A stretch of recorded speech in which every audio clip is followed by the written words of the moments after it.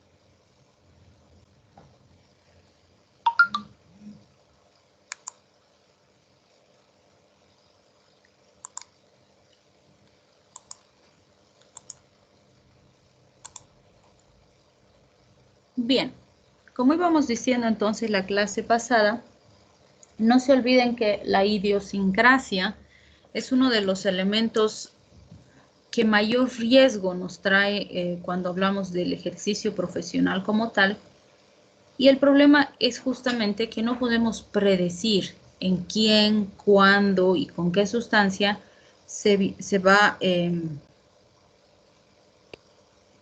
a producir una reacción de tipo idiosincrática, ¿sí? Porque depende de las características genéticas, va a variar en cada persona y eso va a determinar que pueda aparecer una respuesta diferente ante una situación determinada, ¿sí?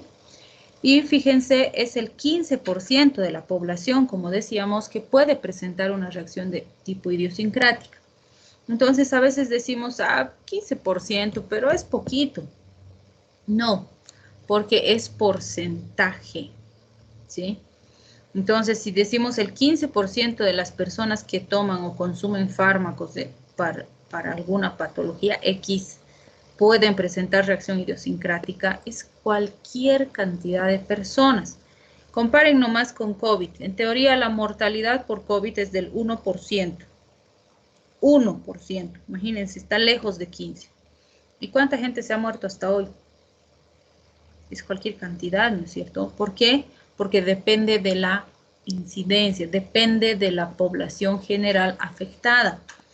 Entonces, si hablamos de 15% de la población que usa fármacos, imagínense los millones de personas que estamos hablando. Tenemos cualquier cantidad de personas que usan fármacos para enfermedades infecciosas, para enfermedades crónicas como diabetes, hipertensión, qué sé yo, asma, artritis reumatoide, o sea, terrible. La cantidad es altísima, ¿sí? Y todos esos pueden presentar una reacción de tipo idiosincrática. Entonces, como les dije en la clase previa, esto sí es muy importante que analicemos y que estemos o tengamos siempre presente que puede presentarse, valga la redundancia, porque no sabemos en quién. Y si no estamos listos en el momento en que se presente, nos va a perjudicar, ¿sí? Entonces siempre tienen que estar listos. Otro tipo de reacción individual es la taquifilaxia. Esta taquifilaxia está relacionada a la aparición rápida de resistencia a dosis sucesivas de un fármaco. En teoría no depende de la dosis. Se cree que no tiene un patrón genético específico porque no está claro en quién, cuándo y cómo se presenta. Desaparece al suspender la medicación y reaparece al volver a utilizar la medicación. Entonces, ¿qué es lo que ocurre en estos casos? Tenemos, por ejemplo, que le damos la primera dosis al paciente y el efecto perfecto. Le damos la segunda dosis y el efecto es menor. Le damos la tercera dosis y el efecto baja más todavía. Y así sucesivamente, o sea, le seguimos dando dosis y cada vez que le damos el efecto va disminuyendo, disminuyendo, disminuyendo. Suspendemos el fármaco, esperamos un tiempo determinado, volvemos a darle y otra vez el efecto es bueno en la primera dosis. Se recupera, como nos dice. Pero le volvemos a dar la segunda dosis, baja, tercera, baja, cuarta, baja. Y eso va a pasar sistemáticamente todas las veces que utilicemos el fármaco. Es decir, voy a pensar que estoy obteniendo el resultado, pero con las dosis sucesivas, el efecto va a ir disminuyendo progresivamente. Y esto no se va a modificar, o sea, no voy a recuperar, por decirlo así, la efectividad farmacológica. Cada vez que use, en las siguientes dosis que vaya utilizando, voy a ir perdiendo efectividad terapéutica. Entonces, lo más adecuado cuando se presenta taquifilaxia es retirar el fármaco y usar otra alternativa, ¿sí? En muchos casos, cuando usamos, por ejemplo, fármacos en periodos breves de tiempo, no aparece taquifilaxia. Pero cuando usamos los mismos fármacos por periodos largos de tiempo, aparece taquifilaxia. Entonces, algunos autores sostienen que estaría ligado con el tiempo de uso del fármaco, ¿sí? Pero no está claro, porque también hay pacientes que usan por periodos largos de tiempo y no aparece taquifilaxia. Entonces, si aparece, es mejor cambiar de fármaco. Otro de los elementos importantes de respuesta que debemos analizar es la carcinogénesis, ¿sí?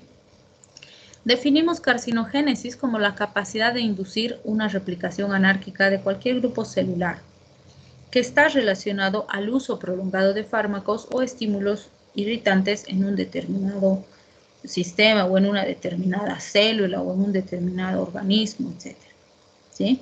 Que a largo plazo puede producir cáncer. ¿Sí? Entonces, alguna vez les decía, o sea, los fármacos en general, todos los que tenemos en el mercado han sido probados y estudiados en poblaciones aproximadamente 20 años. Pero no es que los 20 años se ha probado en humanos. Recuerden que tenemos las primeras fases, que son varios años, más de 5 en general, en las que se ha probado en laboratorio, se ha probado en animalitos y se ha ido haciendo pruebas aleatorias en distintos grupos. Entonces, las pruebas en humanos no son los 20 años totales que lleva el estudio completo del fármaco, primero. Segundo, aunque fueran los 20 años, cuando aplicamos a la población en general, vamos a tener población que usa más de 20 años, ¿sí? Por ejemplo, si tengo un paciente hipertenso y le hemos diagnosticado su hipertensión, qué sé yo, a los 45 años, digamos que viva hasta los 85, que ahora sabemos que ya tenemos cuarta edad, ¿no? Que son los que viven más de 80, que sí tenemos un porcentaje de población amplio ahí. Evidentemente se ha reducido crucialmente en esta pandemia. Sabemos que en la primera ola el grupo más afectado ha sido cuarta edad. Pero sí tenemos cuarta edad. Pero pónganle que nuestro paciente viva solo hasta sus 85 años. Entonces, fíjense, ya tiene diagnóstico de hipertensión a los 45, ¿sí? 55, 65, 75, 85. ¿Cuántos años va a tomar su medicación? 40 años. Y no se ha probado la seguridad de estos fármacos en periodos tan largos de tiempo. Claro, ahora que ya tenemos pacientes que están a años usando los fármacos, recién se está empezando a hacer estudios para ver qué consecuencias tienen a largo plazo estos fármacos.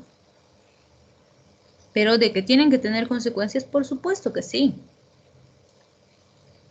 ¿Cómo esperaríamos que no tengan consecuencias si hay una exposición tan prolongada? ¿Sí? Entonces, así sean los fármacos, entre comillas, más seguros que conocemos, la mayor parte de ellos no han sido probados en periodos más largos de 20 años de uso. Y muchos de ellos se están usando por periodos más largos que esto. O cuando hablábamos, por ejemplo, de dióxido de cloro, decíamos, ¿no? Dicen, no es tóxico, que son dosis bajitas y no sé qué. No hay ningún estudio que haya determinado la seguridad a largo plazo de dióxido de cloro en dosis bajitas, entre comillas, por periodos largos de tiempo. ¿Sí? Y es una sustancia altamente irritante. Si cosas tan, podríamos decir, necesarias como los nutrientes, los alimentos, las vitaminas, etcétera, a largo plazo podrían llegar a producir rasgos de toxicidad, como estas sustancias no. ¿Sí? O en algún momento les digo, por ejemplo, un fármaco de uso súper común, el omeprazol. Inhibidor de la bomba de protones.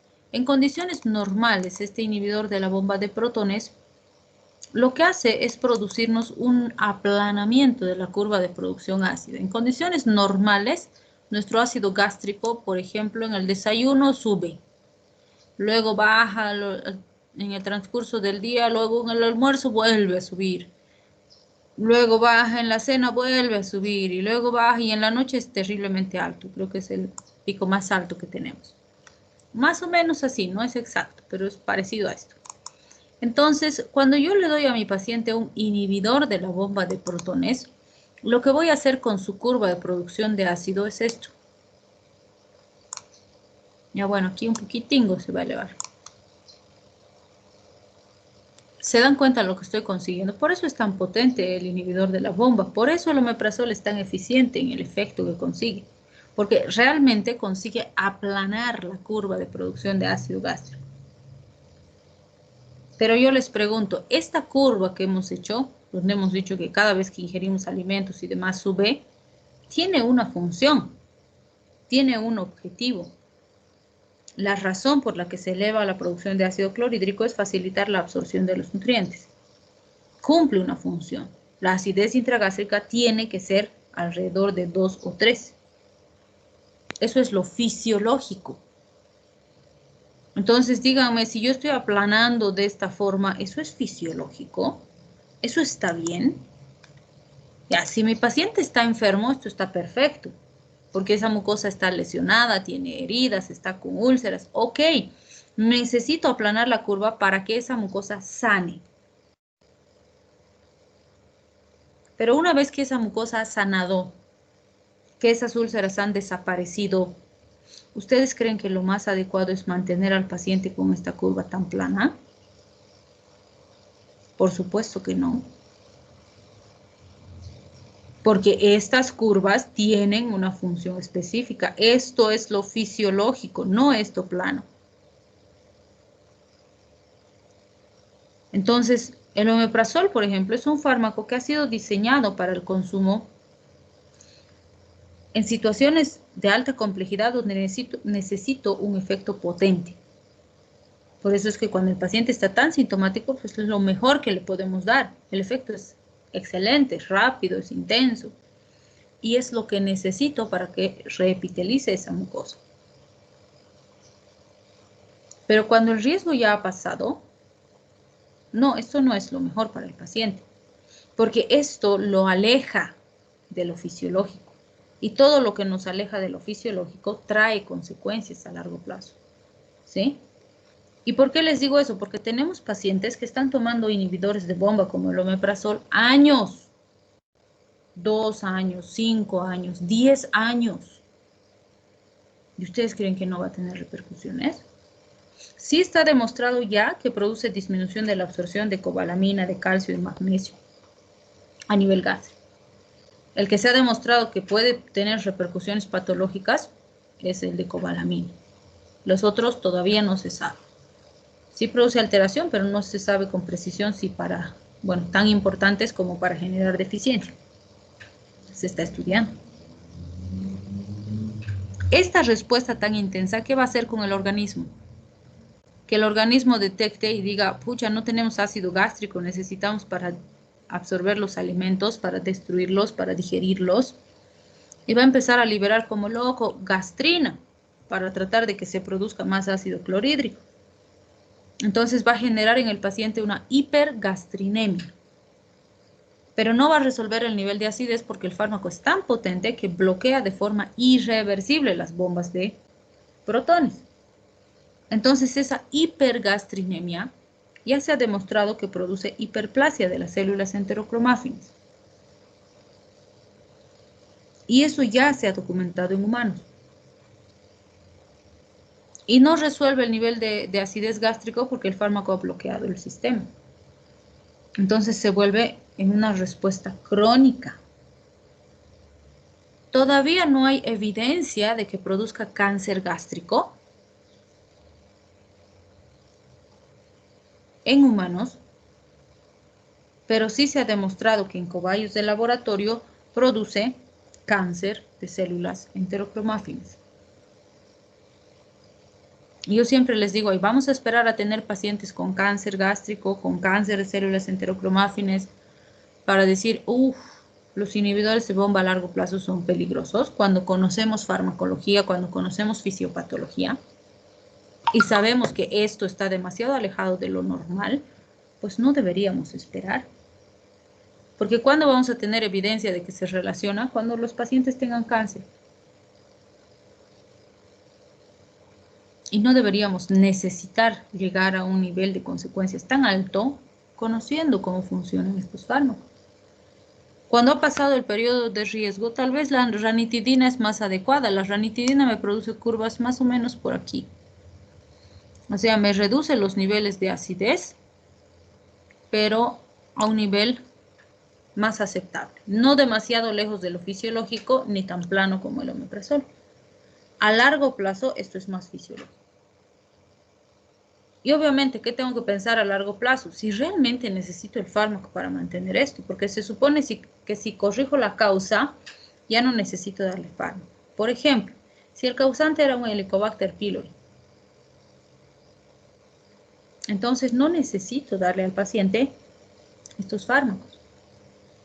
Si erradico al Helicobacter, ya no necesitaría usar un inhibidor de bomba, porque el causante del desequilibrio ha sido erradicado. O si era una hernia de hiato y opero la hernia de hiato y la corrijo, ya no necesito darle inhibidor del nivel de acidez. Sí, podré tener un paciente con un síndrome hipersecretor que no se cura porque es genético. Ok, necesito mantenerlo medicado. Entonces veo que es lo más adecuado a largo plazo. Y siempre vigilo y además veo la posibilidad de hacer pausas terapéuticas. O de ir ayudando, por ejemplo, con alimentación. Si puedo mantener al paciente más estable, más cercano a lo saludable, con buena alimentación, con hábitos de vida saludables, actividad física moderada, etcétera, sin fármacos, es lo mejor que puedo hacer por el paciente.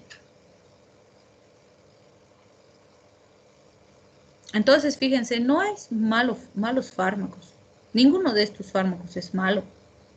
Lo que sí puede haber es el mal uso de los fármacos. Porque si los uso de forma inapropiada, voy a producir un daño. Y ningún fármaco está exento de este riesgo, aunque no tengamos evidencia que lo demuestre. Sí sabemos que hay fármacos que están ligados de forma directa a carcinogénesis a largo plazo. La mayoría de los fármacos todavía no se sabe. ¿Cuándo se va a saber? Cuando se hagan estudios de pacientes que toman más de 20, 30, 40 años y se saquen resultados. Entonces, aunque no tengamos evidencia, la probabilidad existe. Y recuerden que tenemos cualquier cantidad de pacientes que toman fármacos por periodos largos de tiempo, toda su vida. Si son enfermedades que no se curan, van a tomar toda su vida. Entonces tenemos que ver la seguridad. ¿Sí? Y todos, absolutamente todos, pueden originar carcinogénesis. Esta es una de las razones fundamentales de la vigilancia del paciente.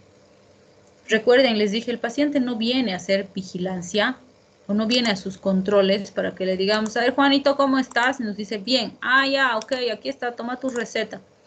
El paciente no viene para eso, porque para eso no necesitaría venir. Viene para que lo revisemos, lo auscultemos, veamos cómo están sus piecitos, sus manitos.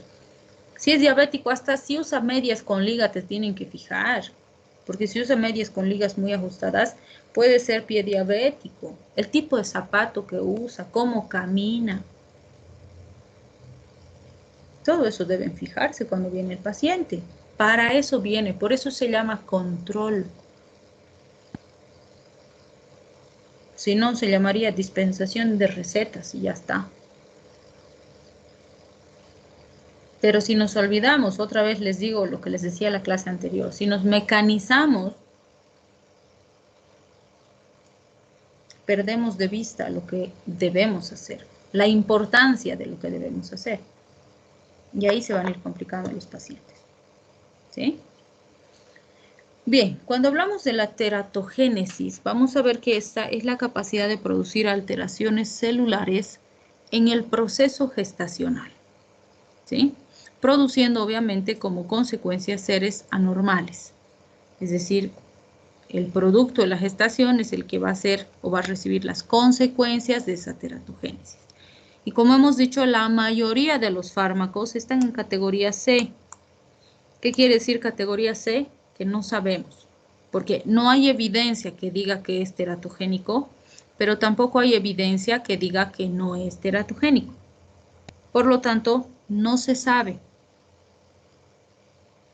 ¿Cuándo se va a saber? Cuando produzca teratogénesis. Entonces no vamos a esperar, ¿no es cierto? Vamos a tener el mayor cuidado para evitar complicaciones en el fetito. Pero como hemos dicho, siempre vamos a tener mamás embarazaditas que necesiten fármacos porque tienen algún proceso infeccioso, porque tienen algún accidente, porque tienen cualquier enfermedad que necesite y amerite el uso de fármacos.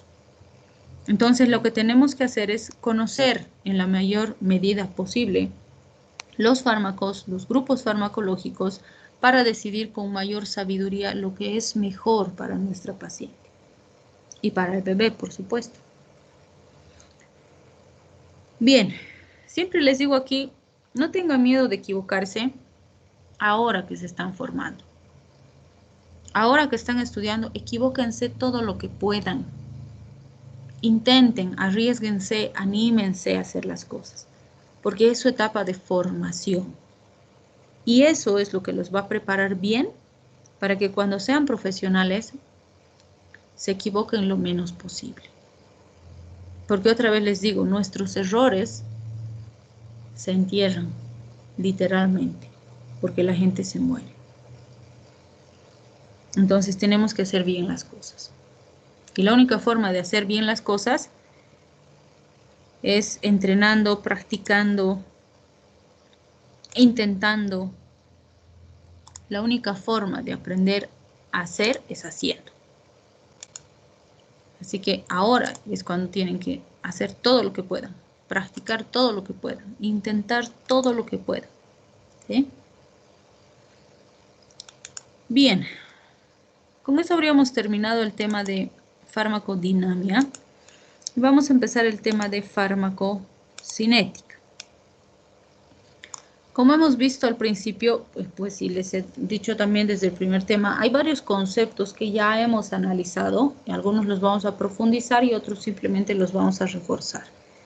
Entonces, cuando hablamos de la farmacocinética, dijimos que es la rama de la farmacología que nos va a permitir entender el movimiento del fármaco en el organismo, vale decir, cómo va a interaccionar el fármaco con nuestro organismo, es decir, lo que va a hacer, cómo se va a absorber, cómo se va a distribuir, cómo se va a metabolizar, etcétera, para poder entender cuáles serían sus implicaciones clínicas. Entonces, algunos libros utilizan lo que se conoce como el sistema LADME. ¿A qué hace referencia el sistema LADME? Nos orienta a analizar la liberación, absorción, distribución, metabolismo y eliminación. Si se fijan, las primeras siglas son las que estamos usando con el sistema LADME. L de liberación, A de absorción, D de distribución, M de metabolismo y E de eliminación. Todos y cada uno de estos procesos farmacocinéticos son importantes para determinar la velocidad y el tiempo en que el fármaco llega hasta el órgano que ocurre el efecto y además la velocidad y el tiempo en que el fármaco sale del organismo, ¿sí? Entonces es importante analizar esto porque obviamente vamos a analizar ahorita cada criterio, cada concepto y sus características, pero cuando ya empecemos a ver los grupos farmacológicos, vamos a ver que no todos siguen los mismos pasos y además vamos a ver que en muchas situaciones, algunos, por ejemplo, puede ser que antes de distribuirse cumplen su mecanismo de acción, otros después de distribuirse cumplen su mecanismo de acción. Otros, después de metabolizarse, recién cumplen su mecanismo de acción. Otros, antes de metabolizarse. Otros se eliminan y luego se reabsorben y recién cumplen su mecanismo de acción. Entonces, para cada fármaco en particular va a ser diferente, ¿sí? Y eso es lo que vamos a ir analizando. Entonces, un elemento fundamental de la cinética es la liberación del fármaco y su distribución. Entonces, dependiendo de la vía de administración, la presentación del fármaco, esa liberación va a variar de forma importante y obviamente también dependiendo de las características físico-químicas de cada fármaco.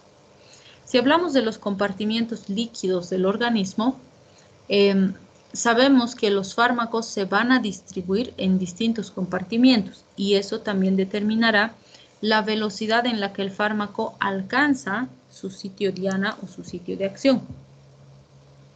Entonces, si hablamos del primer compartimiento, que sería el compartimiento plasmático, En este se van a acumular los fármacos que tengan un alto peso molecular y que estén muy unidos a proteínas. El segundo compartimiento, que sería el compartimiento intersticial, sería donde llegan los fármacos con bajo peso molecular y que además son hidrofílicos en relación a sus características físico-químicas. Estos dos compartimientos serían lo que representa el compartimiento extracelular. Entonces, fíjense, estamos diciendo que estos fármacos, dependiendo de sus características, o pueden quedarse a nivel intravascular, como tenemos aquí en la primera figurita, o pueden distribuirse hacia los tejidos, como tenemos en la segunda. Fíjense, de los vasos el fármaco ha salido y se ha distribuido al intersticio, ¿sí? Y el tercer compartimiento sería el intracelular, donde, si bien como aquí por ejemplo está ingresando en pequeñas proporciones a las células, y en este último gráfico está ingresando en gran proporción dentro de las células. Entonces decimos, para que el fármaco pueda entrar dentro de la célula, tiene que tener un bajo peso molecular y ser además hidrofóbico, ¿sí? Y esto justamente porque la bicapa lipídica de la célula determina que si tiene características liposolubles, va a tener facilidad para atravesar esta bicapa lipídica. De lo contrario, no. Entonces, fíjense, como decíamos desde el principio, esas características físico-químicas del fármaco van a ser determinantes para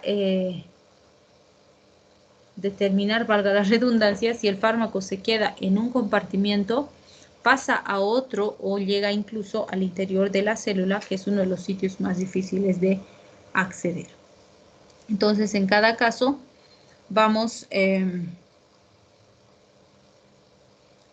a analizar, si quieren, cómo se va a movilizar el cuadro. Entonces, si se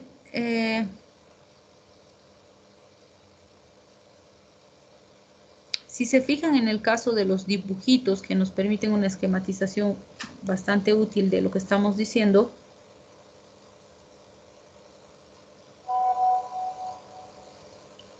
tenemos, por ejemplo, acá, donde nos muestra cómo el fármaco va saliendo de compartimiento y se va distribuyendo en otro compartimiento. Sería muy interesante, por ejemplo, que los fármacos tengan esta distribución así tan precisa y tan exacta como tenemos en los dibujos. Por ejemplo, aquí solo intravascular, o aquí en el otro extremo solo intracelular. Pero en la realidad, pues los fármacos no se movilizan con tanta precisión. Y sobre todo cuando salen de los vasos, vamos a ver que tienen otras particularidades. Y para eso tenemos el volumen de distribución. El volumen de distribución tiene una fórmula que nos dice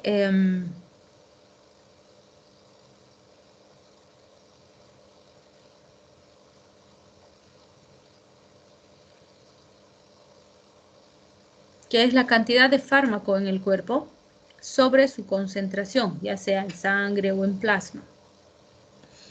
Dicho de forma más sencilla, el volumen de distribución, como dice su nombre, nos permite saber cómo se distribuye el fármaco en el organismo.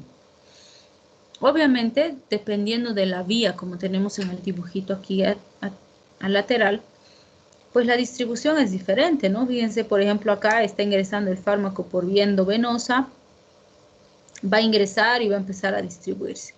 Si el paciente ingiere el fármaco por vía oral, ¿sí? Entonces igual el fármaco va a ingresar y va a empezar a distribuirse. Si recibe el fármaco por vía subcutánea, por vía intramuscular, por vía inhalatoria, o sea, fíjense, por todas las vías que podamos administrar el fármaco al paciente, el fármaco entra y empieza a distribuirse a nivel sistémico, ¿sí? ¿Cuál es el punto importante? Si ustedes se fijan y analizan un poco el dibujito, tenemos una distribución X de fármaco en el hígado, otra en el estómago, o fíjense, por ejemplo, ha ingerido por vía oral, una parte se va a quedar en el estómago, en el intestino, y otra parte en ese proceso se va a ir absorbiendo y va a ir llegando hacia los tejidos.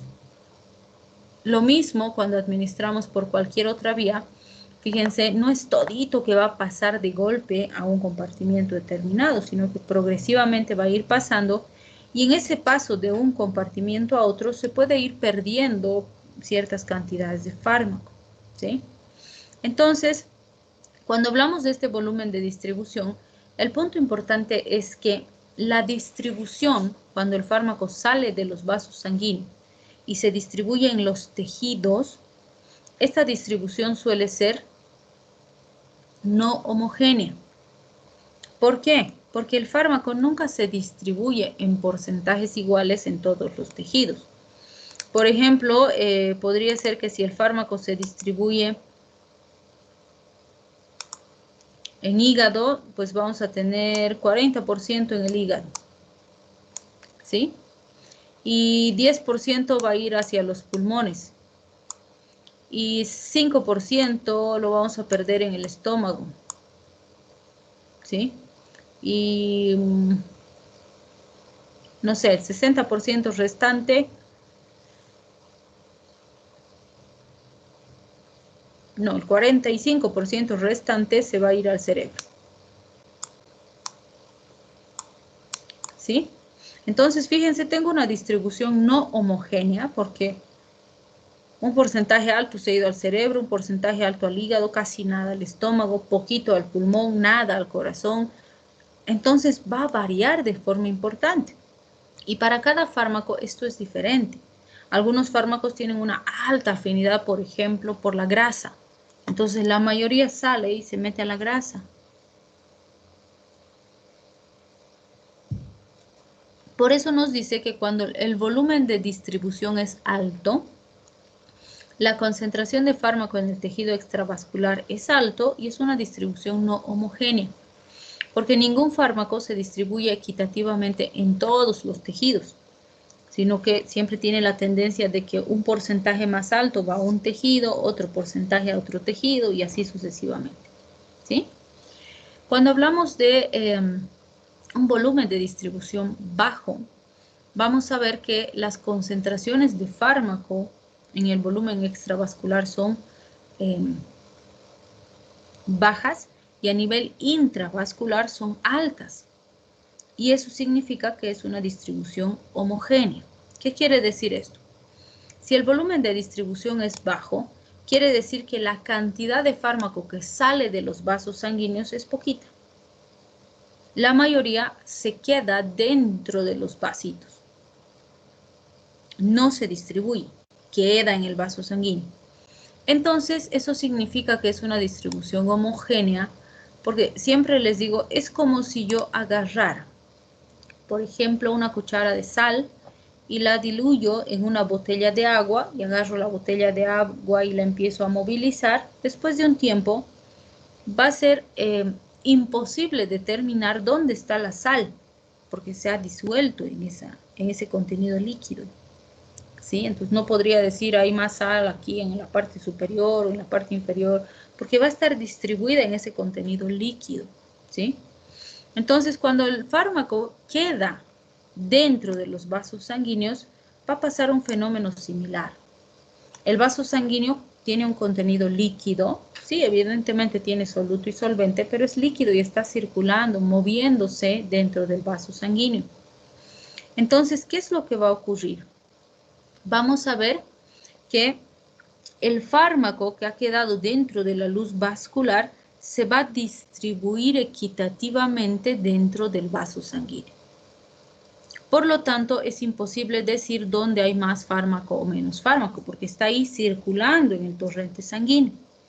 Por eso nos dice es una distribución homogénea, ¿sí? A eso se refiere cuando hablamos de esta distribución. Entonces, no se estresen siempre, les digo, con las fórmulas, porque el volumen de distribución de cada fármaco ya está establecido, no lo vamos a calcular nosotros, pero sí tendremos que entender que el volumen de distribución nos da una idea clara de cómo se distribuye el fármaco en los tejidos. Y para cada fármaco es diferente.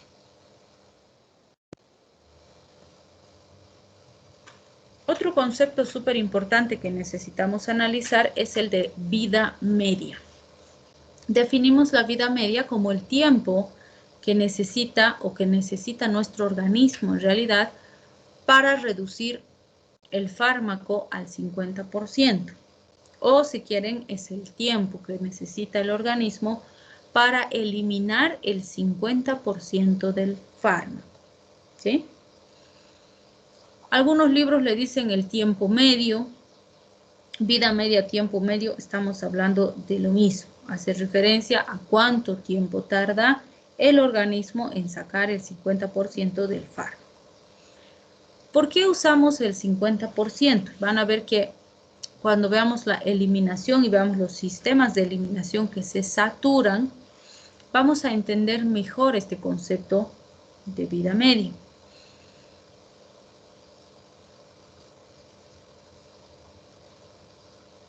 ¿Qué es lo que ocurre? Cuando nosotros administramos una sustancia X al organismo del paciente, al principio el sistema de eliminación o la forma en cómo se elimina el fármaco es sostenida, ¿sí? O sea, se mantiene. Pero a medida que va pasando el tiempo, estos sistemas de eliminación se saturan. ¿Y eso qué significa? Que desde el momento en que se satura el sistema, ya no elimina igual. Y lo que no elimina se empieza a acumular, ¿sí?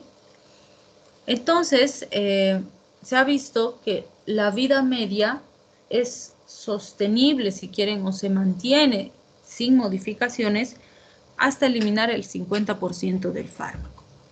Una vez que hemos eliminado el 50% del fármaco, ese otro 50% restante tarda más en eliminarse.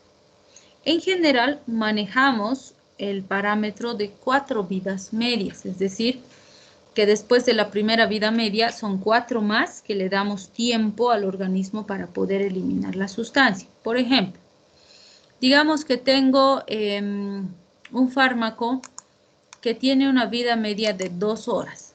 El paracetamol, digamos, 2 horas.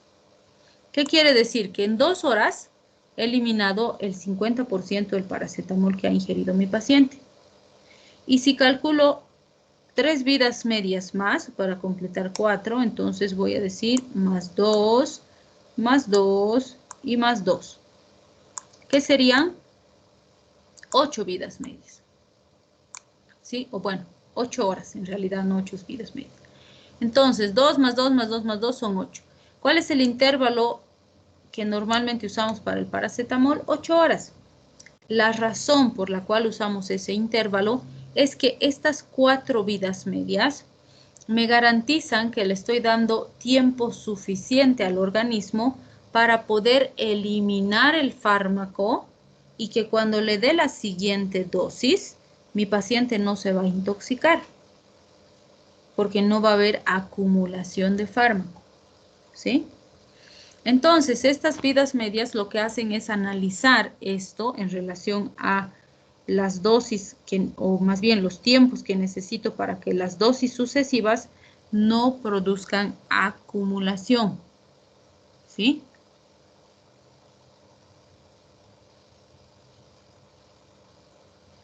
Que sí puedo darle el paracetamol, por ejemplo, cada 6 horas, sí, puedo, pero lo que estaría haciendo es disminuir una vida media. ¿Qué significa eso? Aumento el riesgo de toxicidad. No quiere decir que todos los que toman cada 6 horas se intoxican, no, pero su riesgo de intoxicarse es más alto que los que toman cada 8 horas. Tampoco quiere decir que los que toman cada 8 nunca se intoxican. También podrían intoxicarse, pero el riesgo es mucho menor, ¿sí? Entonces, en gran parte de los fármacos, esto de las vidas medias se ha establecido, como decíamos, con el objetivo de que el organismo tenga el tiempo suficiente para metabolizar el fármaco y que el fármaco no se acumule. Pero además, esa mantención de los intervalos de dosificación también está diseñada para que sea el tiempo adecuado que me permita estabilizar y mantener el efecto terapéutico, ¿sí? Por eso es tan importante la vida media y la vamos a ir viendo más adelante también. Entonces, fíjense, me dice, la vida media es igual al volumen de distribución por la excreción. Y para calcularlo se usa una constante, que es 0.7. Entonces, la fórmula me dice 0.7 por el volumen de distribución sobre el clearance. ¿Sí? Entonces, otra vez, no vamos a calcular las vidas medias de los fármacos. Vamos a aprenderlas porque ya están establecidas, pero vamos a ver que si alguno de los parámetros de los que depende la vida media, como el volumen de distribución o la excreción del fármaco, están afectados, se puede o se debe considerar hacer un ajuste de dosis en base a las necesidades específicas. Por ejemplo, digamos que mi paciente tiene insuficiencia renal. Eso puede aumentar la vida media del fármaco porque si se elimina por riñón y el riñón está enfermo, no va a eliminar suficiente.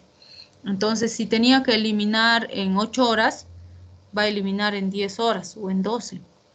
Y si yo le doy la dosis igual de seguido que debía darle, se puede intoxicar porque el órgano diana está enfermo, ¿sí? O, por ejemplo, si el flujo plasmático renal está disminuido, o si el metabolismo está lentificado, o si estoy usando más de un fármaco al mismo tiempo. Y este es súper importante. Recuerden que hemos estado diciendo todas estas clases, sería maravilloso que tengamos que darle un solo fármaco al paciente y que tenga una sola enfermedad de base. Pero en la mayor parte de los casos eso no pasa.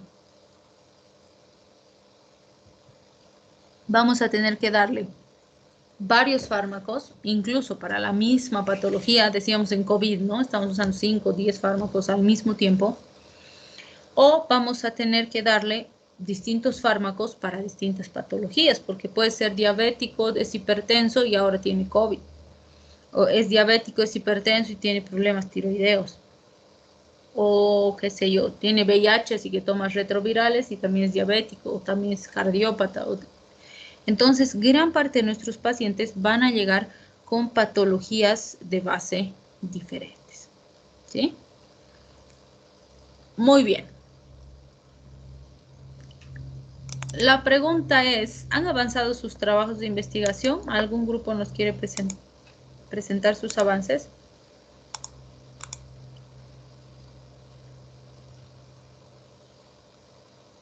¿O no han hecho nada?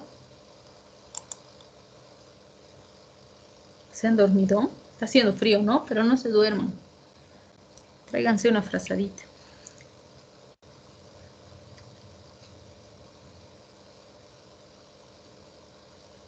¿No han hecho nada? ¿Priscila? Tengo una preguntita. Dime. Justo se acordó mi wifi cuando estaba explicando eso de la vida media. ¿Por qué se calcula, por ejemplo, que el paracetamol en 2 horas se va a eliminar el 50% y hay que calcular un fármaco en general como que se eliminara en 4 vidas? ¿Por qué hay saturación o por qué ya después del 50% se elimina más lento? Ya. Vamos a entender este concepto de forma más adecuada cuando veamos los sistemas de eliminación. ¿Sí? Cuando veamos este sistema de eliminación de primer orden, el limitado por capacidad y el de flujo. Pero la razón, que ahorita lo vamos a, con lo que nos vamos a quedar ahora, la razón es que los sistemas de eliminación de casi todos los fármacos se saturan. Entonces, lo que se ha visto es que el 50%, o sea, la primera mitad del fármaco es constante. Y el tiempo de eliminación es el que determina la vida media. En este caso, estamos diciendo la vida media de este fármaco es de 2 horas. Puede ser diferente. Para cada fármaco, su vida media es diferente. Entonces, en este caso, fíjense, como 2 horas es el tiempo que tarda el 50% en eliminarse, se ha establecido que deberíamos esperar 3 vidas medias más para terminar de eliminar ese otro 50%, justamente porque los sistemas se saturan y el otro 50% se elimina de forma más lenta. Y si nosotros no le damos este tiempo al organismo para lograr eliminar ese otro 50%, se va a acumular, ¿sí? Por ejemplo, digamos a las 2 horas le di 100, entonces se ha eliminado 50.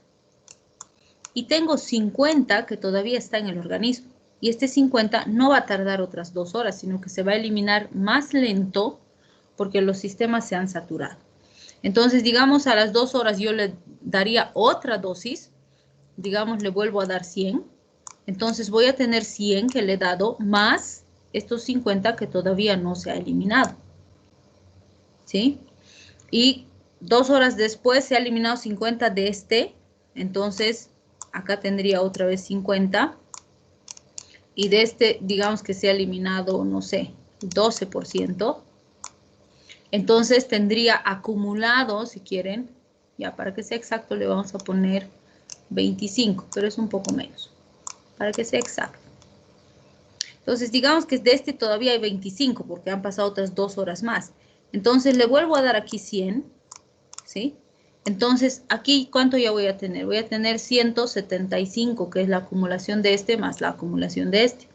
Entonces, aunque yo le siga dando la dosis estándar, por decirlo así, cada vez tengo más fármaco acumulado en el organismo del paciente y esa acumulación es la que se puede ligar a toxicidad, aunque no le esté dando dosis por encima de sus valores normales, ¿sí? Entonces, está establecido que por lo menos tendría que esperar esas 4 vidas medias para evitar entrar en acumulación y toxicidad con el fármaco. Y le voy a dar ese tiempo necesario para que el organismo pueda sacar el fármaco de su sistema. Cuando veamos los sistemas de eliminación, como les decía, lo van a entender mejor porque vamos a ver cómo es que se satura el sistema y cada vez va eliminando menos. Y eso determina que todo lo que se acumula en el organismo en algún momento va a repercutir en la respuesta en el paciente. Entonces, esto es lo que ha determinado los intervalos de dosificación, donde el punto más importante es esa acumulación que se puede presentar. En algunos casos, los intervalos, si se acuerdan cuando veíamos el efecto de los fármacos, en el caso de los antimicrobianos, veíamos la importancia de mantener las horas de administración del fármaco con el objetivo de mantener siempre el efecto terapéutico, ¿no? Entonces, la efectividad farmacológica está más en relación a mantener las concentraciones en un nivel determinado, que también considera esto. Pero cuando hablamos de la vida media en relación a la acumulación, el parámetro que más pesa es la toxicidad, ¿sí? Y como les decía, sí podría darle, por ejemplo, este que es el paracetamol, podría darle cada 6 horas, sí, porque también está establecido en la terapéutica que puedo usar cada 6 horas.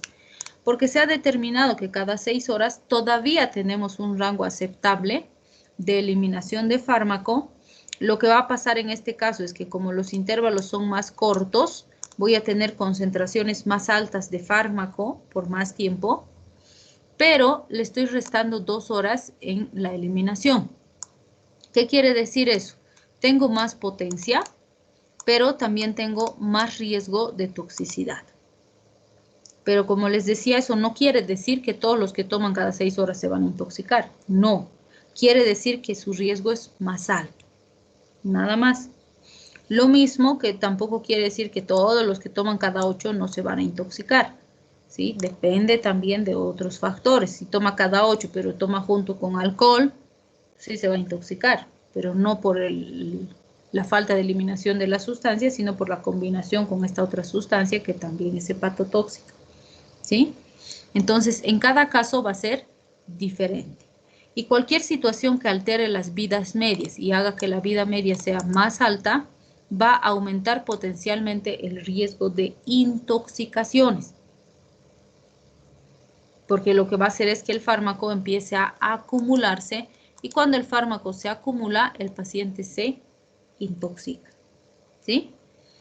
Que eso está en relación justamente a lo que veíamos aquí con los intervalos de, o bueno, con las fórmulas de acumulación, donde nos dice, podemos medir de 2 formas El factor de acumulación puede ser 1 sobre la fracción perdida en un intervalo de dosis o 1 sobre 1 menos la fracción restante. Es decir, en 1 mide cuánto has eliminado y te dice lo que falta es lo que se ha acumulado, lo que se ha quedado. Y en otro mide cuánto va eliminando y en base a eso va diciendo el factor de acumulación. O va midiendo cuánto se está quedando y determina cuánto exactamente tiene el paciente en su organismo. En ambos casos, otra vez las fórmulas no las vamos a calcular. Lo que nos interesa saber es que mientras más acumulación existe, más riesgo de toxicidad existe. Y mientras menos de 4 vidas medias utilicemos, más probabilidad de acumulación tenemos.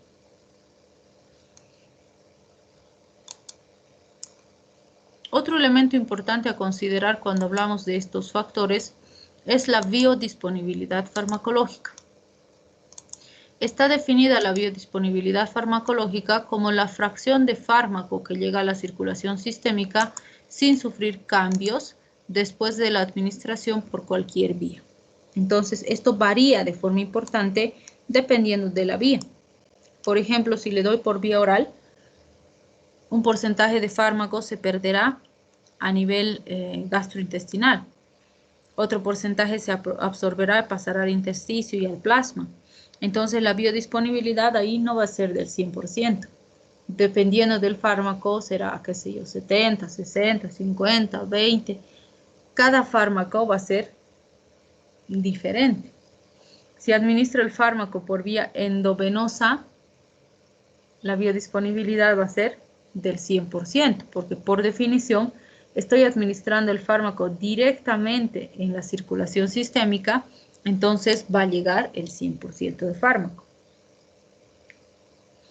Y fíjense, algunos factores que afectan a esta biodisponibilidad son el grado de absorción, el metabolismo de primer paso y la velocidad de absorción. Por ejemplo, digamos que le doy a mi paciente nistatina por vía oral. Su nivel de absorción es 0, porque no se absorbe por vía oral. Puedo darle vía oral cuando necesito efecto tópico. Si necesito que actúe en orofaringe, en estómago, en esófago, entonces le doy vía oral. Pero si necesito que se absorba, no me sirve. Su absorción es 0, por lo tanto su biodisponibilidad es 0 por vía oral. ¿Sí? Si hablamos del metabolismo de primer paso, hace referencia al paso del fármaco por el hígado, donde se pierde un porcentaje de fármaco. Entonces, dependerá del fármaco específico.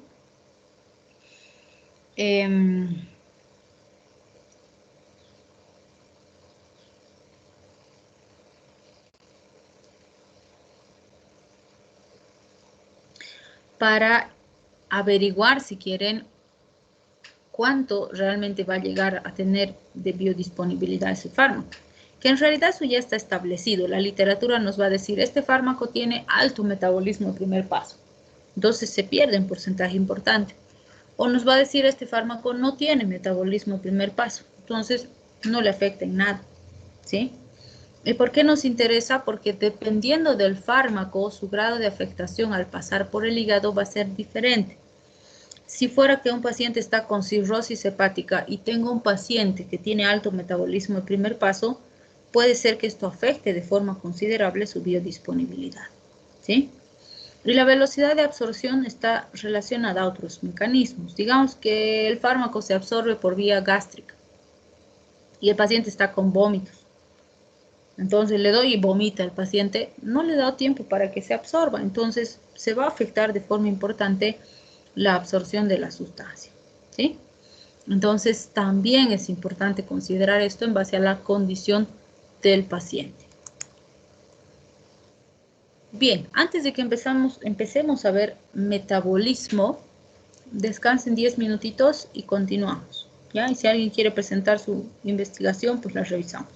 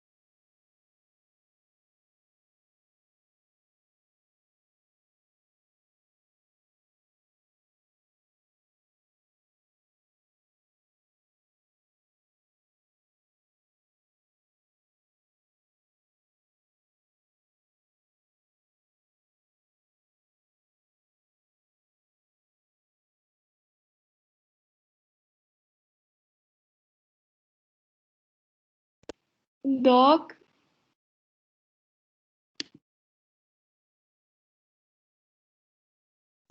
¿Sí? Doc, ¿será que le podemos presentar lo que tenemos hasta ahora de nuestro proyecto? ¿Sí? Adelante, por favor, nos pueden compartir. Sí, ok. Nosotros la anterior clase no pudimos explicar, o sea, no se lo pudimos mostrar, entonces nos quedamos en objetivos específicos. Oh, ya, A ver, lo veremos.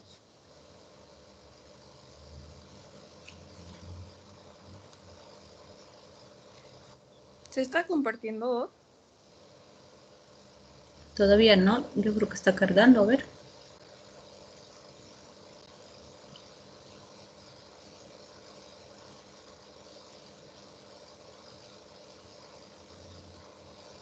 Ahora sí. Ya. Ahora sí. Ya, Doc, nosotras hemos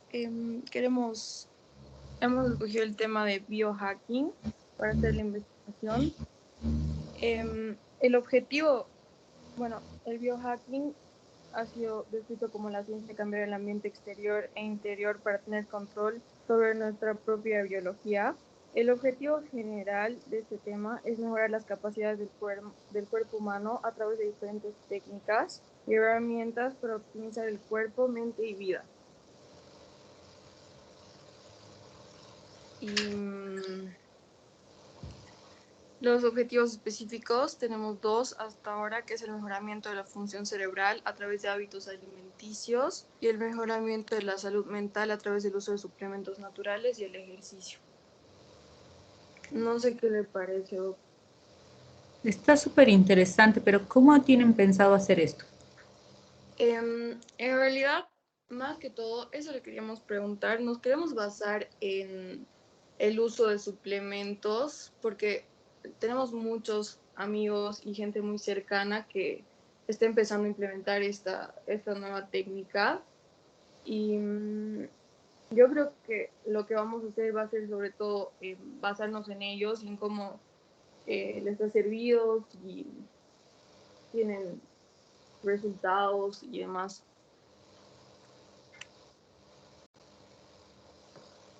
Ya, pero Estábamos pensando en tal vez hacer una encuesta para ver qué suplementos están tomando, qué se está Exacto. usando y también para investigar si podría tener algún efecto a largo plazo del que no saben, digamos.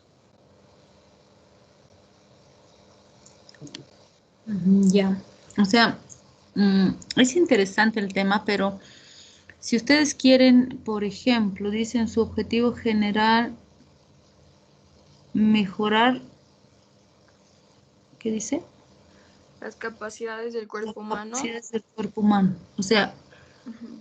¿cómo medirían que hay mejoría en las capacidades del cuerpo humano?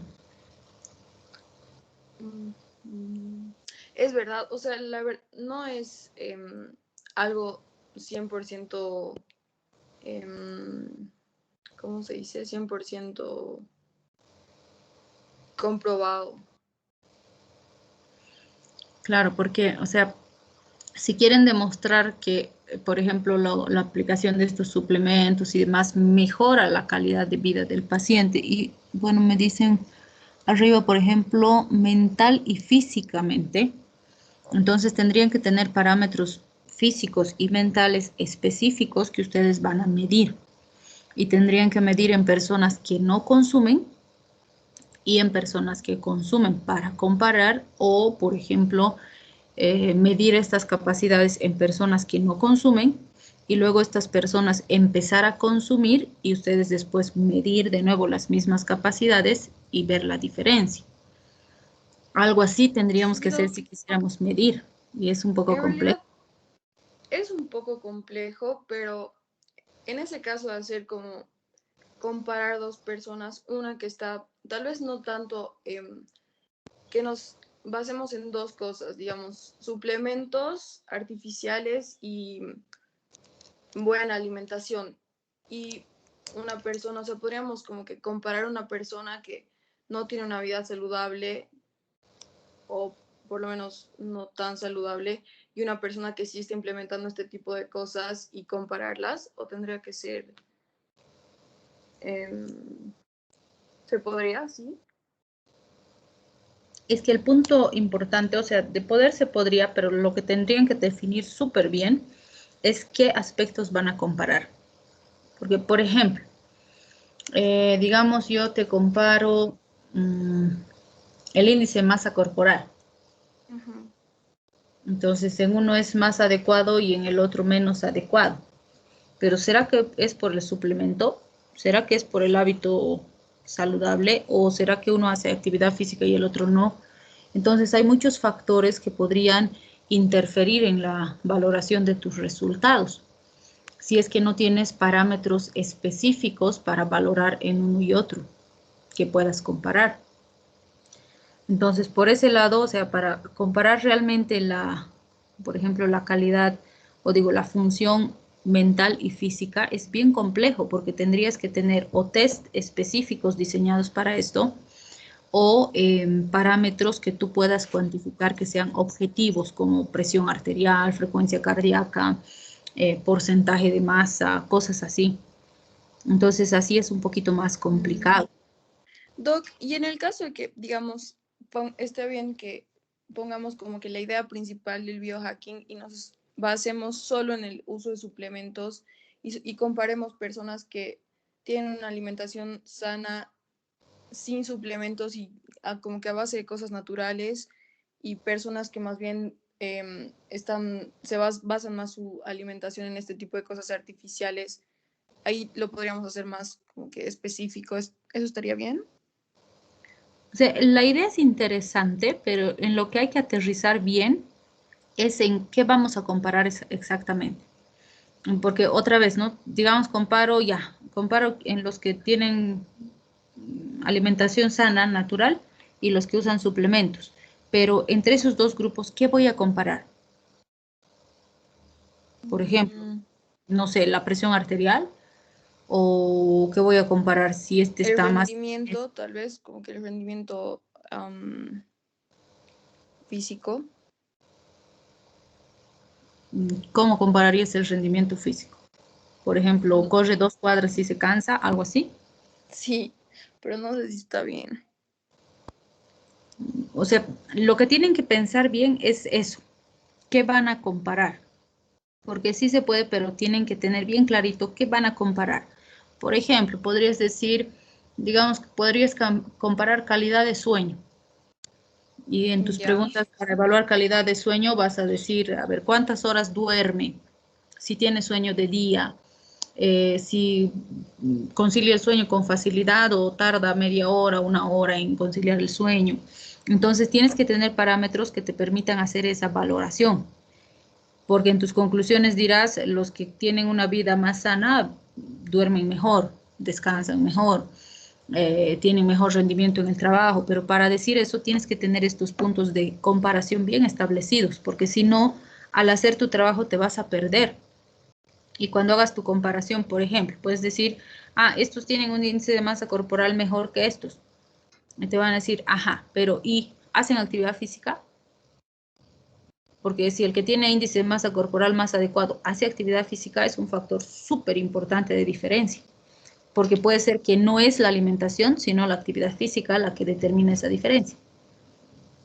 ¿Te das cuenta? Mm, Es un sesgo de información súper importante en tu trabajo. Entonces, se podría enfocar, pienso, si valoran o hacen bien su lista de qué van a comparar exactamente, se podría manejar en ese aspecto. O podrían enfocar, por ejemplo, como conocimientos y prácticas de la población en base a, ¿qué es su tema? biohacking, doc. Biohacking.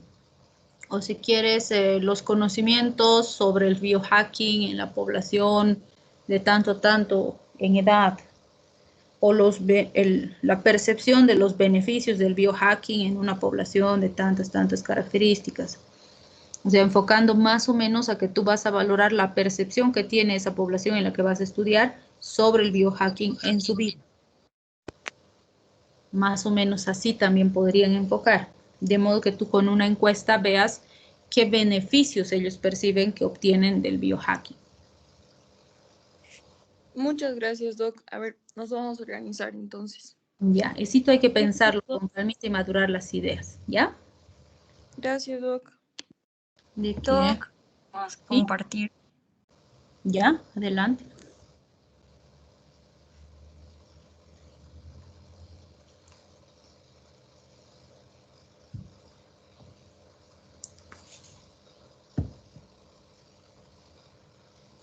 Doc, ¿se puede ver? Sí, adelante. Ya, Doc. Bueno, nos ha parecido un tema muy interesante esto del potencial de la seda de tela de araña en la medicina. Hemos hecho una breve explicación de algunos avances que ya se han hecho y básicamente queremos hacer como una revisión de todos los usos y beneficios que ya han sido encontrados y de las actuales investigaciones que se están haciendo. En cuanto a los objetivos, básicamente son esos. Y los específicos, pues en realidad es en cada campo en qué usos y beneficios ha llegado a aportar. Es más como una investigación bibliográfica que queremos hacer. Ya, lo subes un poquito tu documento, no veo tus objetivos. Ah, un poco más.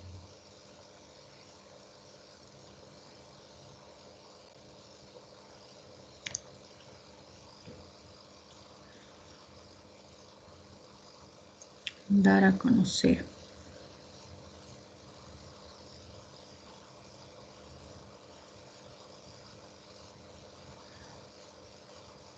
Ya, está interesante. El objetivo general hay que plantearlo un poquito mejor porque dar a conocer sería como que, no sé, quieren dar una conferencia, hacer charlas. Entonces, tal vez como analiza, porque dar a conocer tampoco es un verbo de objetivo, ¿no? Tal vez analizar los beneficios y usos medicinales de la seda de telaraña a través de una revisión bibliográfica sistemática, algo así. Analizar, indagar, investigar. Creo que analizar iría bien. Hay que pensarlo así, pero hay que plantearlo así, de modo que denote que lo que van a hacer es un análisis sistemático de los beneficios medicinales de la tela de araña a través de de una investigación bibliográfica. Ya, Doc, y no sé si los específicos están bien o tal vez podemos añadir algo.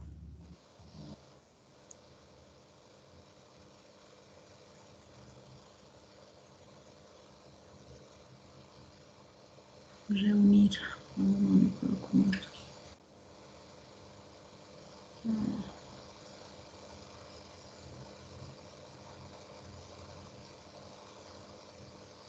Sí, yo pienso que van bien. Tal vez pensar un poquito este de reunir, no sé si está bien por el momento, lo podemos dejar así. Pero tal vez buscarle un, un verbo un poquito más, tal vez como integrar en un documento las aplicaciones, plasmar, inserir, no sé. Pero por el momento puede ir así. Creo que está bien. Podemos empezar a trabajar en el diseño metodológico. Ya, Doc, gracias. Bien.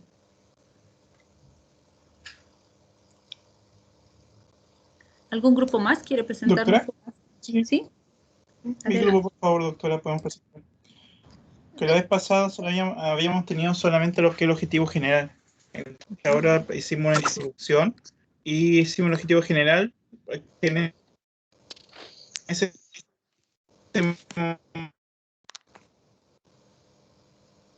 estuvimos buscando por internet población de tratamiento. Entonces queríamos ver si los objetivos generales, o sea, los específicos,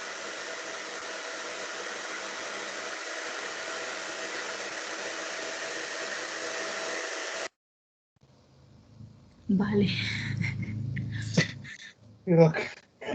tenía vuelto loco.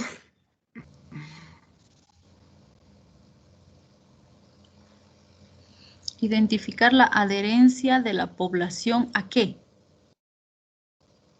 Al tratamiento farmacológico con antibiótico, que sería acá. Ya. Entonces tal vez valdría la pena poner identificar la adherencia al tratamiento farmacológico, o si quieren a la antibioticoterapia de la población, porque aquí adherencia solito queda como perdido. Ya. La adherencia a la antibioticoterapia de la población entre 20 y 50 años.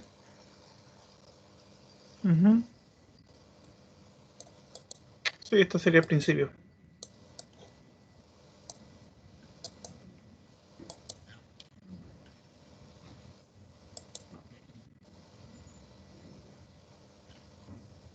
Y abajo puse un poco el marco teórico ya.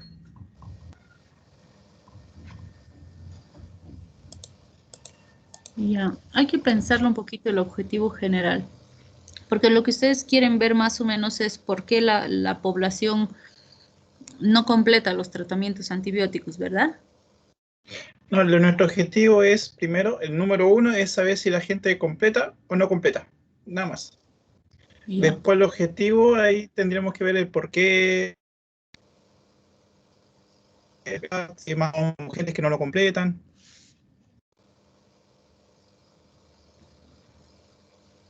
Ya. Entonces, tal vez iría mejor como analizar la adherencia, porque al identificar solo diría si se adhiere o no se adhiere, pero si analizas vas a ver si se adhiere, no se adhiere, por qué se adhiere, cuándo se adhiere, etcétera. Tal vez creo que mejor como analizar. Ya, doctora. Ya. Después el marco teórico, ya lo que es la parte metodológica y todo el resto, ¿cierto? Listo, doctora. Gracias. Entonces hay que empezar a trabajar con el diseño metodológico, ¿sí?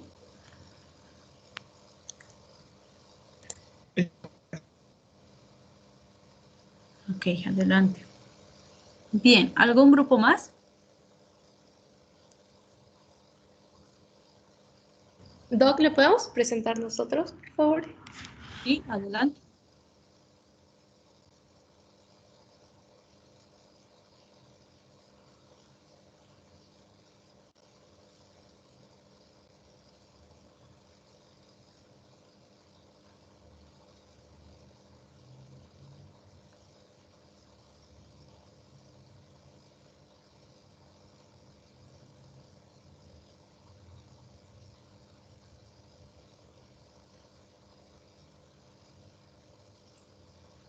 Doc, ¿puede ver?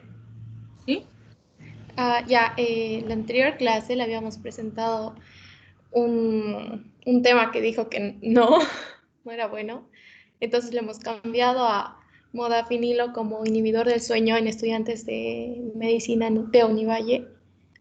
El planteamiento del problema es el modafinilo es un neuroestimulante con propiedades augeroicas y neuroprotectoras. El abuso de este fármaco por los estudiantes de medicina de Univalle tiene efectos secundarios a largo plazo. Nuestro objetivo general es identificar los efectos secundarios de este fármaco que produce a largo plazo en la salud de los estudiantes de quinto semestre de la Universidad del Valle. Objetivos específicos es identificar los datos sociodemográficos de la población de estudio, analizar las propiedades químicas del fármaco para llegar a conocer los efectos en el organismo. Y eso, Doc. A ver, ¿cuál es tu objetivo general, por favor? Cuando dicen identificar los efectos secundarios, están asumiendo que hay efectos secundarios. O sea, sabemos que sí tiene, pero no necesariamente se van a presentar en todos los que consumen. Y dicen a largo plazo. Y si un estudiante consumió una vez, entonces ya no entra al estudio. Doc, nos queríamos basar más en los estudiantes que consumían generalmente, digamos, o sea, mucho tiempo, no a los que han llegado a probar una u otra vez. Esa sería como no sé. Y digamos ha consumido una vez y le ha producido alucinaciones visuales y auditivas, ¿no entra en tu estudio? ¿Incómodo? Perdón. Si ha consumido una vez y, y ha tenido alucinaciones visuales, ¿no entraría en tu estudio?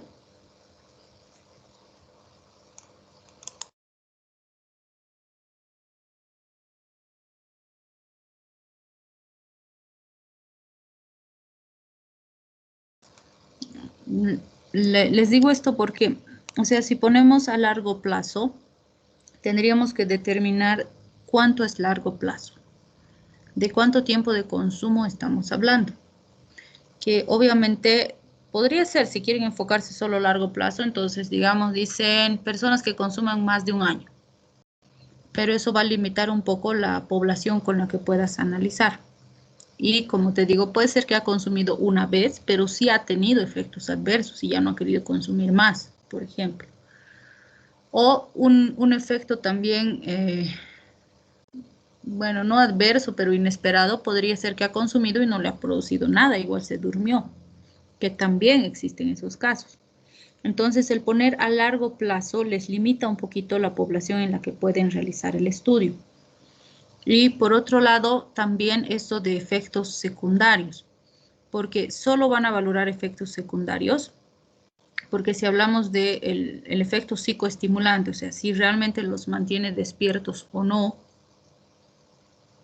eso no es efecto secundario. Pero te podrían decir algunos que se duermen, o algunos te podrían decir que se mantienen despiertos, que es el efecto terapéutico en teoría, pero se mantienen despiertos 2 días. Entonces ya no es tan terapéutico, ¿no? Entonces, poner solo efecto secundario también te limita lo que puedes analizar. Entonces, tal vez iría mejor como identificar los efectos relacionados al consumo de modafinilo en los estudiantes de quinto semestre de la Universidad del Valle. Y eso te da un nivel de amplitud mayor para que puedas hacer tu estudio, porque en tu estudio podrías identificar, por ejemplo, de los que consumen, si le consigue mantenerlos despiertos o no. Si se mantienen despiertos, ¿cuánto tiempo? Incluso podrías valorar si lo que aprenden mientras están con el efecto del fármaco se acuerdan a la semana o si se acuerdan después del examen o no, que también es un resultado súper interesante. Y también podrías valorar ahí efectos adversos, ¿no? Si sienten alteraciones del sueño, si después no pueden dormir, si tienen alucinaciones visuales, auditivas, alteraciones del apetito, alteraciones, qué sé yo, de la diuresis, o sea, tienes un nivel más amplio de análisis que además va a enriquecer los resultados de tu trabajo. Y es un trabajo súper interesante. Ok, Doc, entonces sería más como que evaluar los efectos en general en los usuarios consecuentes y ocasionales, ¿no? Los que toman este fármaco. Claro, porque si pones, por ejemplo, podría ser que justo los que toman una vez tienen más efectos adversos que los que toman frecuentemente. Entonces le estás restando población para hacer tu análisis, porque ese también va a ser un resultado y vas a decir, resulta que los que han tomado una vez han tenido más efectos adversos que los que toman todas las semanas o todos los periodos de exámenes. Entonces también tienes ahí otro elemento de comparación, pero si tú lo quitas, entonces te estás restando elementos de análisis en tu trabajo. Entonces, enfocar más como la identificación de los efectos del consumo de modafinilo en este grupo de estudiantes. Y eso te da una amplitud mayor para poder analizar y además poder elaborar tu herramienta más amplia. Y de todo eso vas a ir sacando resultados. Ok, Doc, mil gracias. Digamos, A ver, tenemos una duda. Si ¿sí? quisiéramos solo enfocarnos en el quinto semestre, igual estaría bien para ponerlo, digamos, identificar los efectos del modafinilo relacionados a los estudiantes de quinto semestre. Claro que sí, porque eso les está permitiendo... Probaría. No, o sea, lo que va a hacer es reducir un poco la población en la que quieren trabajar y obviamente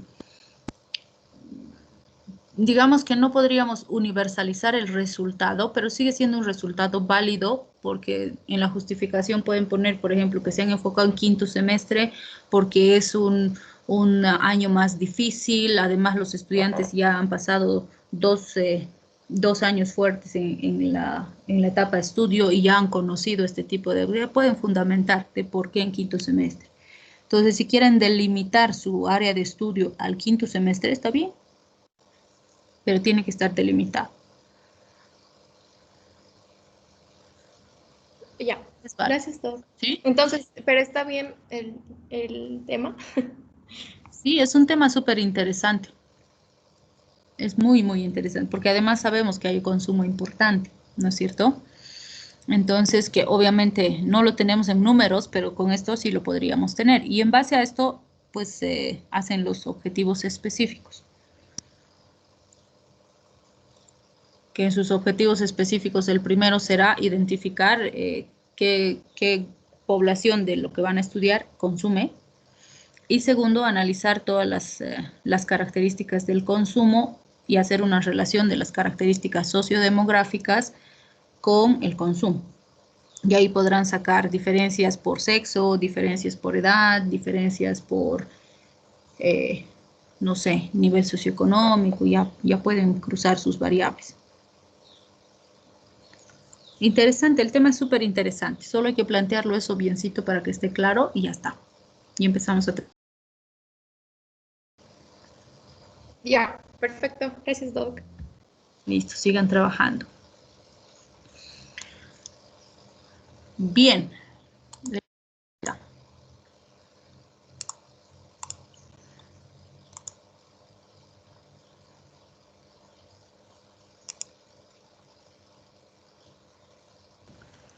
Doc, ¿podemos presentar nosotros para ver si está bien, por favor? Sí, ya, adelante.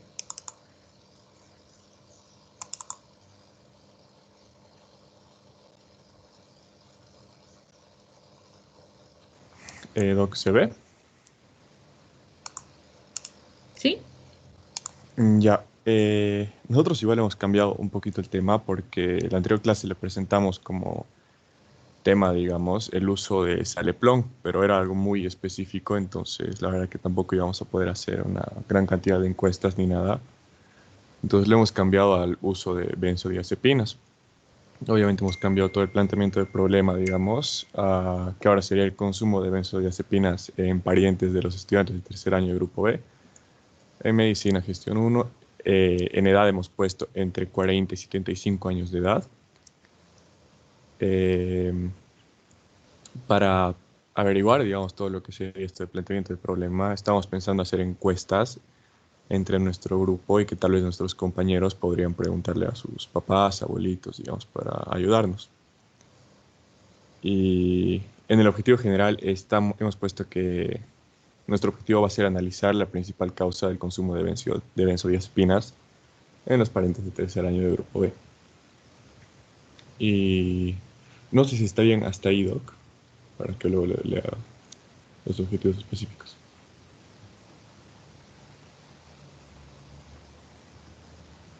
Esto de los parientes de los estudiantes de tercer año del Grupo B les limita mucho. Creo que tal vez sería mejor como el consumo de benzodiazepinas en población entre 40 y 75 años de edad. Ah, ya, en la población general, dice. Ya, Doc.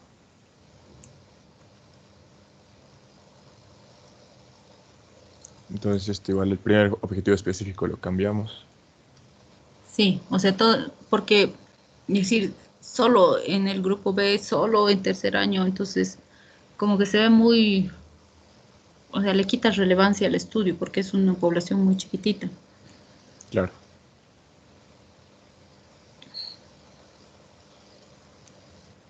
Ya, Doc, entonces vamos a cambiar eso. Pero, digamos, los demás objetivos específicos, tipo determinar la principal causa del consumo de benzodiazepinas, establecer la frecuencia de uso, e identificar sobre todo el fármaco que más usan, digamos, los pacientes. ¿Eso está bien?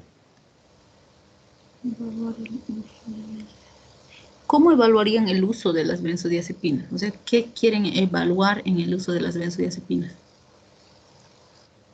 O sea, a partir de esto, de hecho, primero queríamos saber si se usa, digamos, en esa población de edad y luego ya averiguar el uso adecuado o inadecuado, digamos, de las benzodiazepinas, porque hay mucha gente que se automedica y que, o sea, no sabe realmente los efectos que puede tener, ¿no?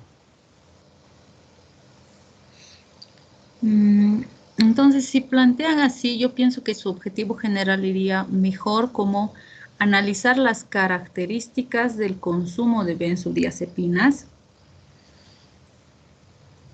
en pacientes entre tal y tal edad. Tal vez si lo amplían incluso el rango de edad, podrían determinar ahí que va a ser en la universidad. Tal vez en pacientes familiares de los estudiantes de medicina, no sé. Ya, doc. Pero sería más como analizar las características del consumo de benzodiazepinas, porque así al decir características del consumo de benzodiazepinas, englobas que vas a analizar primero si consumen, si consumen, cuál es la causa de consumo, cuánto tiempo consumen, cuáles son los efectos benéficos, los efectos adversos, si está bien prescrito o no, etcétera. Porque vas a analizar todas las características relacionadas con el consumo. Claro, así va a ser un estudio más completo. El Está bien, doc. general te englobaría todo y en base a eso recién puedes desglosar tus específicos más adecuados. Ya. Ya, súper. Gracias, doc. ¿Ya? Necesito Ya, hay que pensar. Está está bien. interesante también. Y Gracias, yo doc. creo que podrían ampliar, como te digo, sus edades, porque debe haber gente joven, y bueno, hay gente joven de la edad de ustedes que ya consume benzodiazepinas. Sí, sí, de hecho. Entonces, podrían ampliar, ¿no? Y así también ayuda a que sea de la universidad y que las familias de la universidad, digamos. Ya, doc. Lo vamos a ampliar entonces, eso igual. Ok. Gracias, doc. ¿De qué? Bien, entonces pongan su asistencia en el chatcito, ya no nos da tiempo para que les llame. ¿Sí? Doctora, perdón, ¿podría compartir mi tema yo, por favor? Y ya, ese más lo veremos, por favor. Y el resto pueden ir poniendo su asistencia en el chatcito y si quieren ya pueden descansar antes de su otra clase, ¿ya? Adelante, Gabriela. Se ve, ¿no? Ujú. Gracias, Doc. Ya. Chao, chao. Nuestro tema sería los efectos negativos y positivos de la medicina tradicional. Es un tema que nos ha llamado harta la atención. Y nuestro objetivo general sería determinar las ventajas y desventajas de la utilización de la medicina tradicional.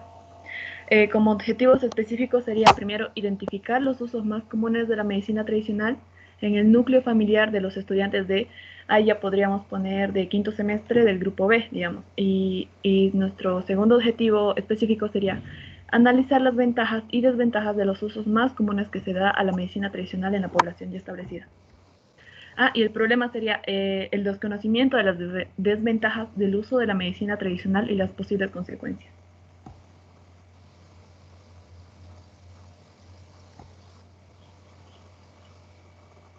Desconocimiento.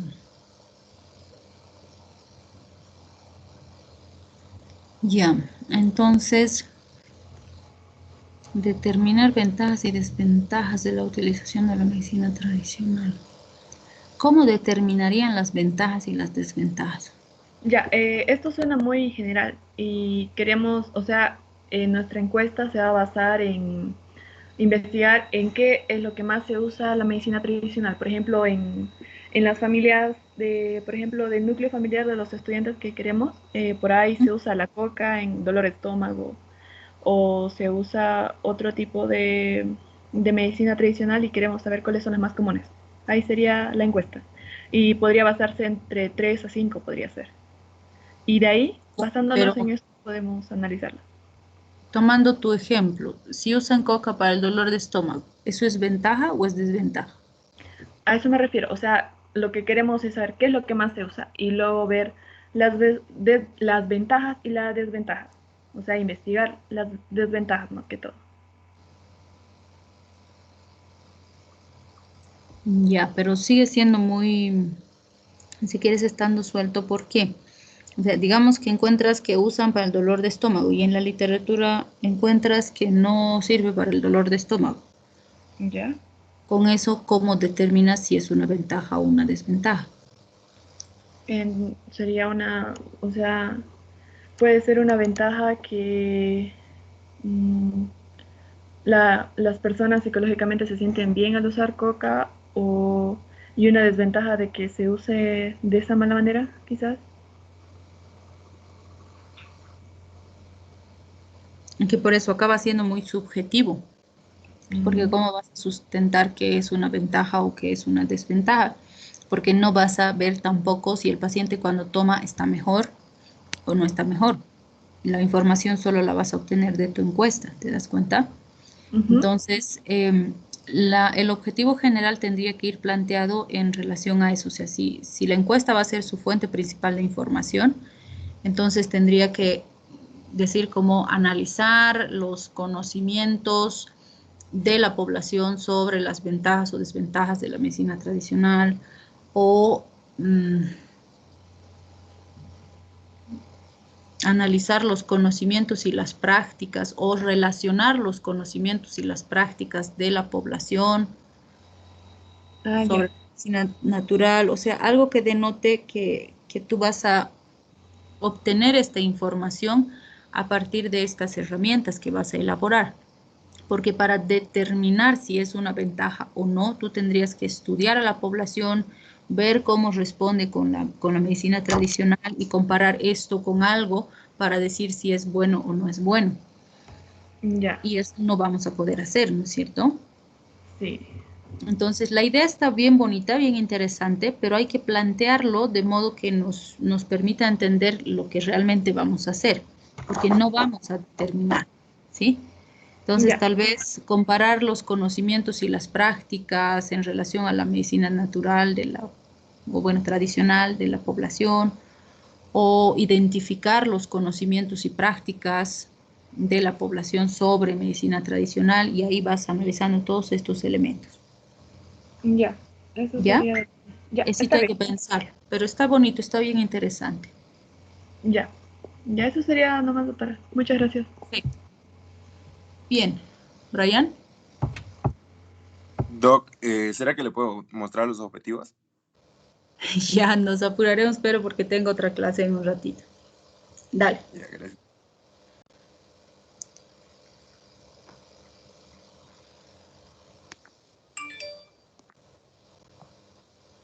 ¿Se ve, Doc? ¿Sí? Ya, tema, acción, efectividad del Remdesivir en el tratamiento de pacientes infectados con SARS-CoV-2. Objetivo general, fundamentar el uso del fármaco Remdesivir en el tratamiento de pacientes infectados con SARS-CoV-2 y objetivos específicos, analizar la acción del fármaco, examinar la efectividad del Remdesivir en el tratamiento de pacientes infectados y explicar el por qué se lo está usando en la pandemia. Fundamentar el uso del fármaco Remdesivir en el tratamiento de pacientes con... ¿Cómo vas a fundamentar? Con todas las investigaciones que se lo han hecho.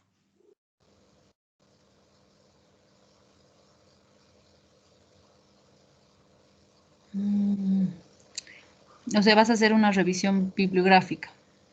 Sí, de todas las investigaciones que se lo han hecho hasta el momento. Y creo que no son muchas. Ya, pero entonces tendría que ir más o menos como... y en realidad sí hay bastante que se ha hecho sobre Remdesivir para utilizar y se está haciendo. Entonces tendrías que poner como analizar el beneficio del Remdesivir en el tratamiento de los pacientes infectados con SARS-CoV-2 a través de una revisión bibliográfica y así. O sea, tiene que decir ahí, ¿no? Pero como análisis, por ejemplo. Porque fundamentar está fundamentado porque si no, no se estaría utilizando. Entonces, hacer una investigación para algo que ya se está haciendo, como que no va mucho, pero si vas a hacer un análisis sistemático en el que vas a analizar las ventajas, las desventajas, por qué se ha usado, por qué no se ha usado, qué ha pasado, etcétera, pues sí es válido. Ya. ¿Ya? Y en base a eso plantear los objetivos específicos. ¿Sí? Ya. Listo, gracias, Doc. Interesante. Ok.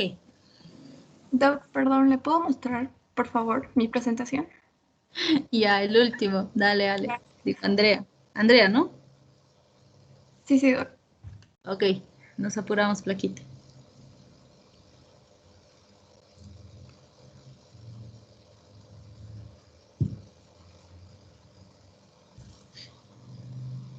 Bueno, Doc, nuestro trabajo consiste en las consecuencias de la automedicación con ivermectina en pacientes con COVID-19.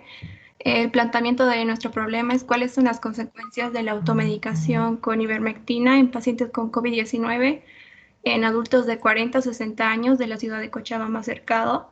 Y nuestro objetivo general es identificar las consecuencias más frecuentes de la automedicación con ivermectina en pacientes con COVID-19 en adultos de 40 a 60 años de la ciudad de Cochabamba.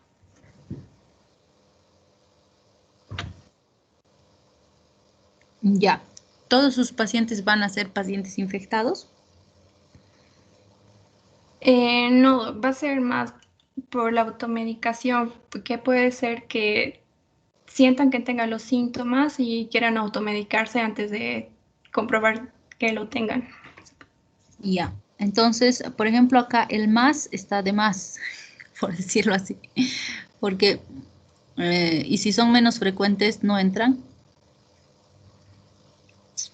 Entonces, directamente como identificar las consecuencias de la automedicación con ivermectina.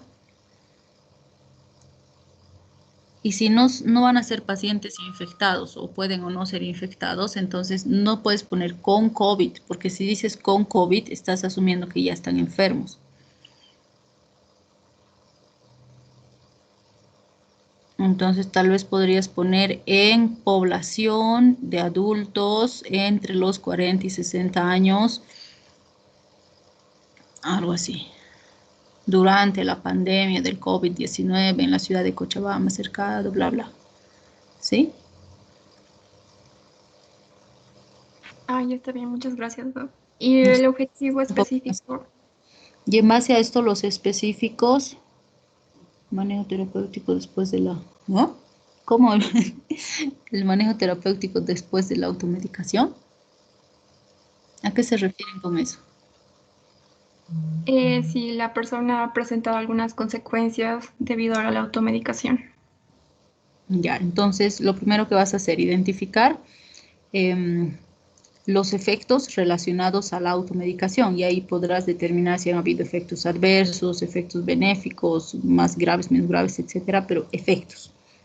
Entonces, será identificar primero si han habido efectos por la automedicación.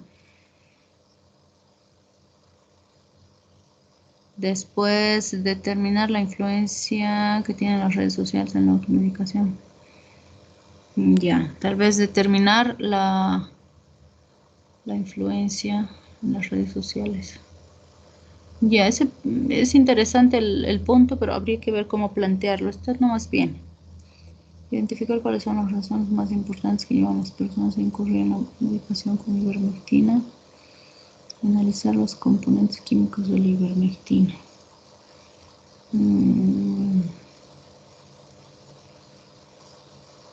Tal vez estos dos podrían ponerlo como analizar las características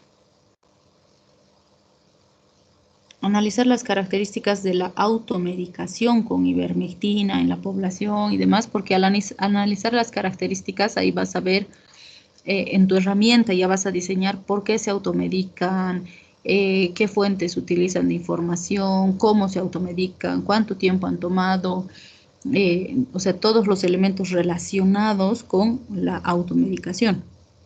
Al analizar las características, analizarías todos los elementos relacionados con la automedicación. ¿Sí? Entonces, tal vez en este puedes englobar estos para que esté más redactadito.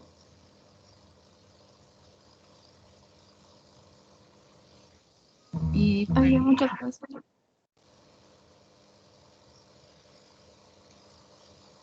Doc, disculpe, entonces conocer cuál es el manejo terapéutico después de la automedicación, ¿ya no? si pones como conocer el manejo terapéutico, tendrías que determinar, o sea, si este paciente después de automedicarse ha ido a un hospital y lo han manejado con alguna terapia. Eso es lo que denota planteado de esa forma. No sé si a eso se refieren, por eso les preguntaba.